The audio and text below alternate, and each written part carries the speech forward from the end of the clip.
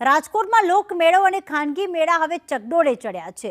માર્ગ મકાન વિભાગે નિયમોને લઈને ક્ષતિ કાઢી છે, જેમાં ડોક્યુમેન્ટ્સ અને નવા નિયમો લેખિતમાં માંગવામાં આવ્યા। એસઓપી સુધારા સાથે રાહતના નિયમો લેખિતમાં માંગ્યા। લેખિત નહીં મળે તો ક્લિયરન્સ જ નહીં મળે। મેળામાં ભાગ લેનારના પૈસા ફસાઈ જવાની પણ આશંકા છે। આ મેળામાં 238માંથી હજી 150 વિભાગો ખાલી છે। જે અમને કલેક્ટર સાહેબે બાંયધરી આપી હતી કે તમારે GA drawing chartered engineer certificate plus સોગંદનામું આપવાનું રહેશે, જ્યારે અમારા ચકડોળના માલિકો કે જે આરએનબી અધિકારીને મળ્યા ત્યારે તેમને સ્પષ્ટ સૂચના આપી કે અમને કોઈ લેખિતમાં જાણકારી મળી નથી, તેથી અમે કોઈ પણ જાતનું ચલાવી લેશું નહીં।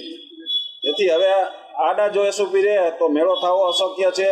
અને ખાસ કરીને અમે રાઇટ ધારકોને અમે અમારું એસોસિએશન જાણ કરશે કે આ હરાજી બોલીને પછી પૈસા ભરી ફસાઈ ન જાય, એનું ખાસ તકેદારી ધ્યાન રાખ। જે કલેક્ટરે નિવેદન જાહેર કર્યા પછી કોઈ સ્પષ્ટ થયું નથી કે આરએનબીના અધિકારી જે કહે છે કે ભાઈ અમારી પાસે કોઈ લેખિત નથી, તેથી રમકડાવાળા અને ખાણીપીણા સ્ટોલવાળા પણ મૂંઝાય છે કે કદાચ મોટી રાઇડો નહીં થાય તો અમારું શું થાય।